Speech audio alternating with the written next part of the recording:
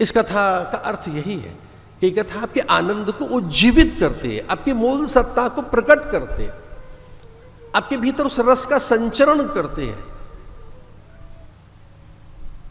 भाई मनोवैज्ञानिक या जो साइकोथेरेपिस्ट हैं, जो थेरेपी है, वो है क्या? वो कुछ ऐसी बातें कर रहे हैं, कुछ संवाद दे रहे हैं, कुछ युक्तियां बता रहे हैं। काउंसलिंग क्या है? उसमें आपका भय जा रहा है, भ्रम जा रहा है, संशय जा रहा है, मूढ़ मान्यताओं पर प्रहार हो रहा है, आपके पूर्वाग्रह ध्वस्त हो रहे हैं, अथवा तो आपने जो एक अकारण ही कोई अपने भीतर एक घृणा, द्वेष, ईर्ष्या, असूया आपने पाल रखी है, वो आपसे दूर जाती है।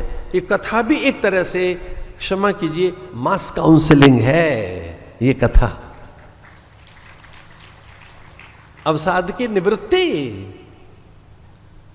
अवसाद की निवृत्ति। अर्जुन को हुआ क्या? अवसाद, विषाद, विषाद हो गया अर्जुन को। तो गीता का जो पहला अध्याय वो विषाद योग है। विषाद की निवृत्ति के लिए भगवान स्वयं तत्पर हो गए। अब विषाद, वो अवसाद आनंद में बदल गया, आह्लाद में बदल गया। करिष्ये वचनम तब नष्टो मोहा स्मृति लब्धा। बस करो माधव, हो गया मेरा काम। हे मधुसूदन, हे कृष्ण, पाहि माम नष्टो मोहा स्मृति लब्धा। मेरा मोह नष्ट हो गया है। स्मृति लब्धा, मुझे स्मृति, मुझे पता लग गया क्या करना है। अब मेरा काम बन गया है। अब मुझे पता लग गया कि विद्या, विजय, विभूति कहाँ है, जय कहाँ है, जीवन की जय कहाँ है, अब तो मुझे पता लग गई है। तो विजय और विभूति, श्री, ऐश्वर्य, माधुर्य और समाधान, चित्त का स्थायी समाधान अब मेरे हाथ लग गया है। तो बुद्धिमान किसे कहेंगे? कौन है सुजान, कौन है चतुर और गुणी? किसे हम कहें कि बुद्धिमान व्यक्ति है?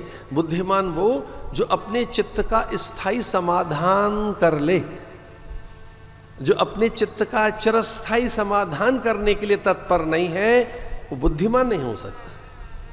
हम बुद्धिमान उसी को तो कहेंगे कि जो अपने भीतर के भय निवृत्ति के लिए, संशय निवारण के लिए, अशांति के निवारण के लिए, दुख निवारण के लिए कटिबद्ध हो, तत्पर हो, गंभीर हो इस बात के लिए। और विलक्षण बात यह है कि हम स्वयं के प्रति गंभीर नहीं है। एक गांभीर्यता का अभाव है हम में।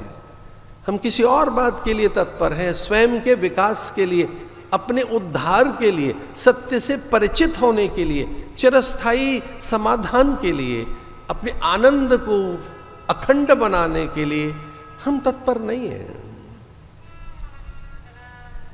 वो सिंसियरिटी हम में है नहीं। We are not so serious. हम उतने सिंसियर हैं कहां?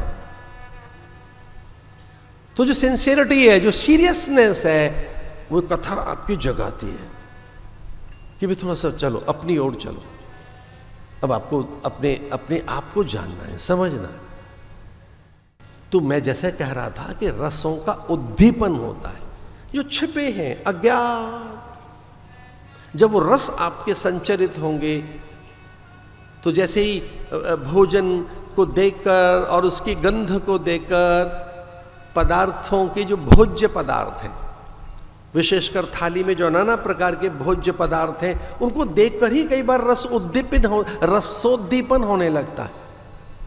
कभी कभी जैसे जिह्वा पर लार तैयार होने लगती है, रस तैयार होने लगते हैं, पाचक रस एकदम जग जाते हैं गंध से, देखने भर से, छूने भर से, और जिह्वा के स्पर्श होते ही रस एकदम दौड़ने लगते हैं। ये मेडिकल साइंस कहती है इस बात को।